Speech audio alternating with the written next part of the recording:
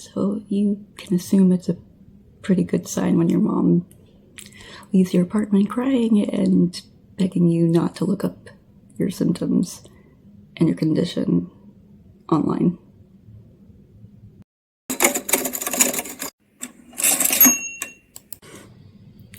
Hi, welcome to vlog 2. This one might be a little morbid with topics, so if you're not wanting to discuss that, I'm hopefully gonna bring some gallows humor to it. So I brought my chair for emotional support. Journey.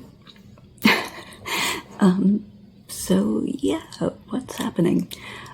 I went for my follow-up visits to my cardiologist to get the results back, because I had the results. What I was talking about was as a result of what I saw,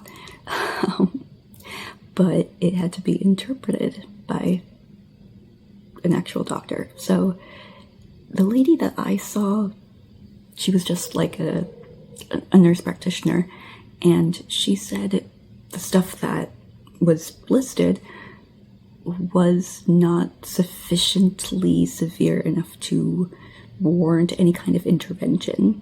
So I left that appointment being like, you know, like, you don't necessarily want anything to be wrong, but you want to have answers.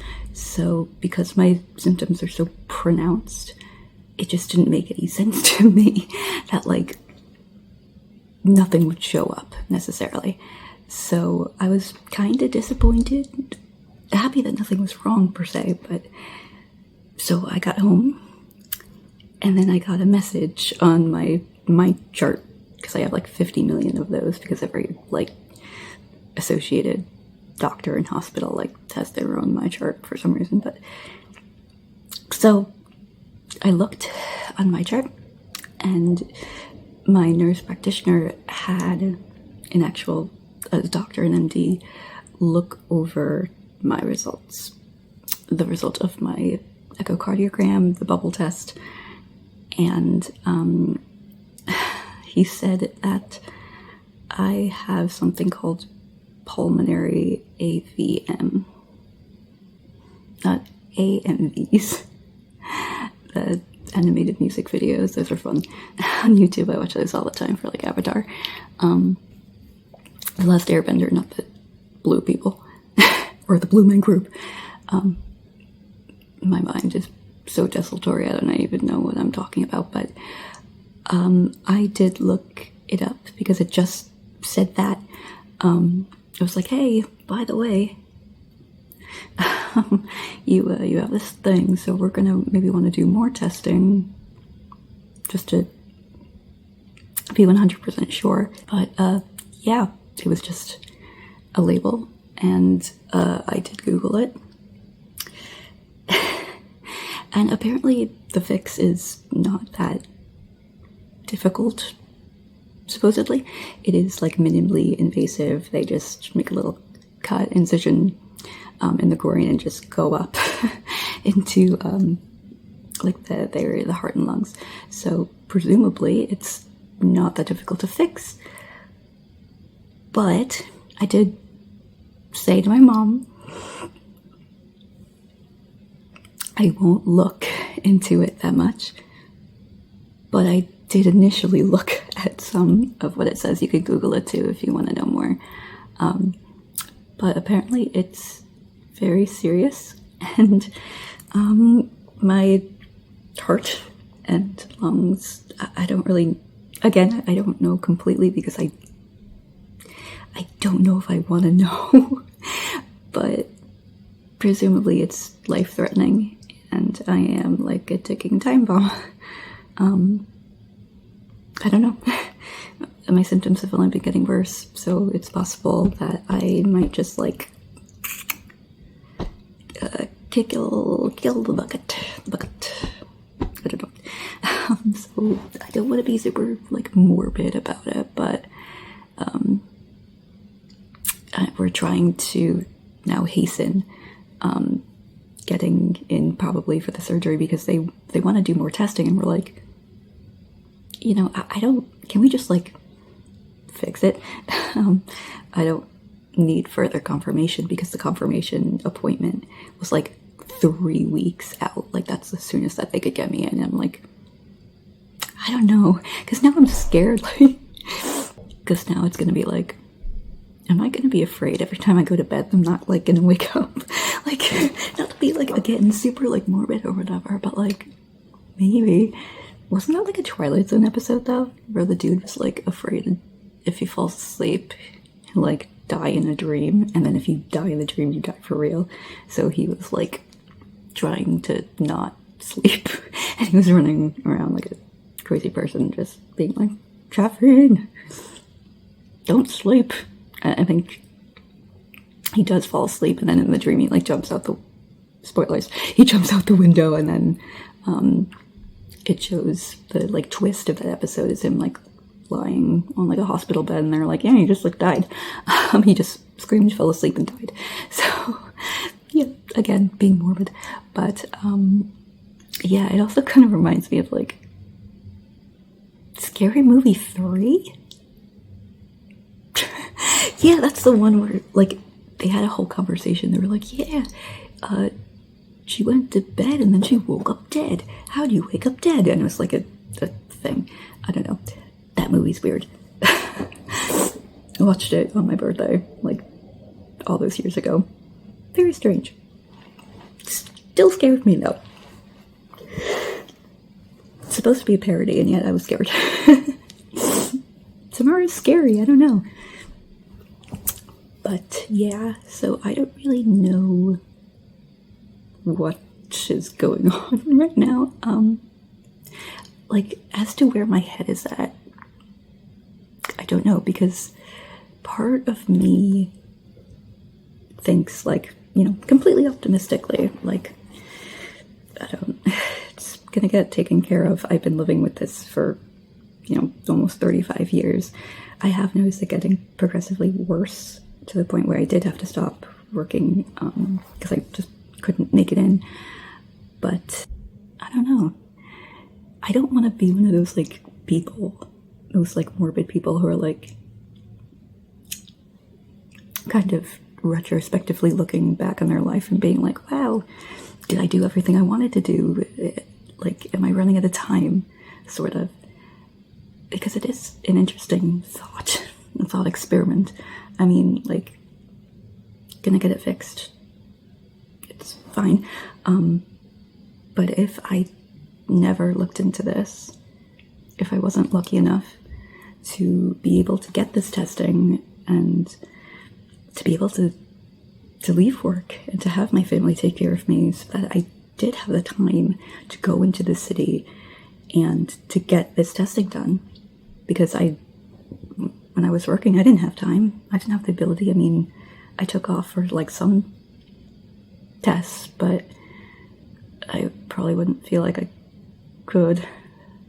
So, I don't know. I just wonder what would have happened, how much time I would have had if I never looked into this further.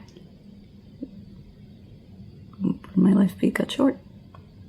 I don't know. Interesting thought. As far as like, did I do everything I wanted to do? No. Well, I mean, like, career success-wise, I have 2 books. They're self-published, but I'm very proud of them. And all I've really ever wanted to be was an author. So, yeah, those dreams came true. So, that's great. Very proud of that. And as far as other stuff, more personal life stuff, I feel like I'm very behind, and I haven't really experienced that much in that realm. Like, just seeing like my sister get married and stuff last year, it just, I don't know. Like, I'm not a traditionalist by any stretch of the imagination, really. But I don't know, I always kind of wanted to get married. I always thought it would be really nice. I thought maybe I'd like elope or do like the smallest of ceremonies, I do have a Pinterest board. that's so cheesy. That's so cringe. I do have a Pinterest board of like dresses and a ring. I like so dumb. But yeah, I always thought it would just be like the tiniest little thing because it's just so expensive, and I'm like, I don't want to spend money on that stuff. Like it's one day, right? Like, so ring just like tiny tiny and thin, and like, I don't know, they have rose cut for gems apparently. That's kind of cool. But yeah, dress, I kind of like the idea of having like a veil hood so I could look like Belle from Beauty and the Beast. I don't think I'd do like a yellow dress, but maybe more like an ivory. That could be kind of cool, and he could wear like a blue and we could look like Belle and Adam. I'm not going to call him the Beast because that's an insinuation I'm sure he wouldn't like, but yeah, them dancing in that famous scene, that would be kind of cute. And I know the song. I always like the ice dance theme from Edward Scissorhands, and I always thought I'd like walk to that song. Maybe do it in the winter. I don't know, maybe I just like a low poop. I don't know. Irrelevant. But yeah, you know, it is something that I wanted. That I don't know. I mean, irrelevant or like irrespective of my situation, still might never do it, right? Like, it's not, nothing is guaranteed. But that's something that I just wanted to do. Not as like a checklist thing, but more like symbolically of just saying, I found him, you know, like that kind of thing. That was always really important to me, because even though I don't want kids, I still wanted to get married, and some people are like weird about that. They're like, why do you care? I don't know, because I still want to, and there are demonstrable like legal benefits as well, like being in the ER recently, like having someone there, someone make decisions on your behalf, if you're indisposed, like just having access, you know, being family legally, kind of matters in that way. But yeah, it's just nice. But yeah, I don't know. I think also, I guess more importantly than like the actual legal and like ceremonial sort of wedding was just love, I guess. Because I've never been in a long-term relationship, and I've never had a reciprocal loving relationship either. So I always wanted that. That was kind of like, literally I thought the second vlog was going to be like something else, because I had something else like that I was talking about for like 20 minutes, and it was just me crying, and I was like, nah, I'm not doing that yet. Like, let's hold off on the crying vlogs. We'll save that for later, for some other time, not for vlog number 2. But yeah, it was just about like, you know, someone, the heartbreak thing. But it just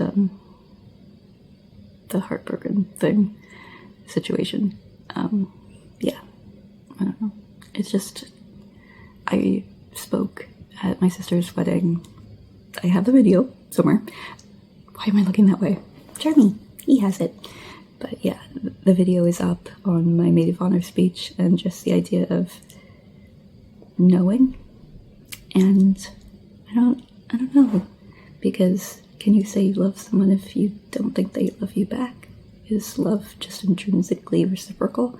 Does it have to be both ways? Can you love someone even if you really don't think they love you? I don't know, because then it's just, But I need to just see, because I just always wondered what that felt like. And recently I got, I don't know, I've always asked myself that question. I just felt really close right now. But I don't know.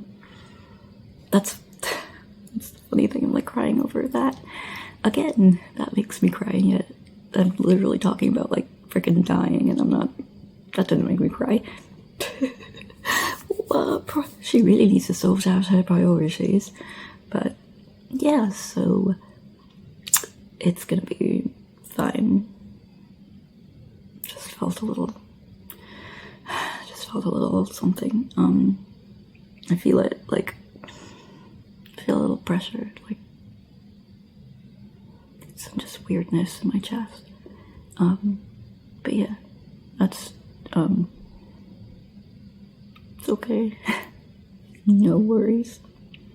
I'm not using this as like a way of leveraging that attention to be like, oh hey guys, like I'm a ticking time bomb, so watch all my videos, subscribe. Like that's not me. You only do that if you want to. If you like morbid humor, because there's more that comes from, right, Jamie? But yeah, so I will, I guess, update. We're trying to find maybe a different cardiologist who will just do it. So it's a process, but my parents are amazing. They came with me today, and they've been just so helpful and so kind, and they're the best in the entire world. So I'm grateful for them, grateful for family. It means so much to me. But yeah, as far as future stuff, you know, I'm here. I don't think I should really try to push myself to get out as much. I love walking though, so I might still do that occasionally, but like it's hard to do stuff. But yeah, apparently it does affect the mind a bit. So like I said last time, I'm operating on deoxygenation brain, so pretty much perpetual state of brain fog and chronic fatigue. So again, once I get it fixed, it's over for you people. It's like that movie Limitless, you know, or Lucy, where they like take the pills, or like the idea if you don't use like 100% of your brain, and then you like incrementally use more and more of your brain. Well, maybe I'm like Lucy. Maybe I'm operating at like a defect level. Like I'm not operating at my full capacity. You know, this isn't my final form. So, I don't know. Who knows? Maybe I'll write some like genius stuff. Maybe I'll have more of a memory. Maybe my IQ will go up. I don't know. But I'm gonna try to do what I can to just, I don't know, make fun things, write more. Live, love. I'm not like, I don't have any insight per se. It's not like I really sat with this very long, and it's also not like I can be like, hey, I now have some like incredible insight into life. I'm not some brilliant philosopher now. Like, yeah, let's talk about life and reminiscence and memory, and I'm not an expert on any of that stuff just because of situation. Like, I don't really have a lot to say. It's okay. Jeremy says it's okay. Let's end on a story. Let's end on something like more positive. Charmy, I used to practice kissing on Jeremy. He was my first kiss. Again, we're doing the cringe to make me feel better. So that's a cringy story.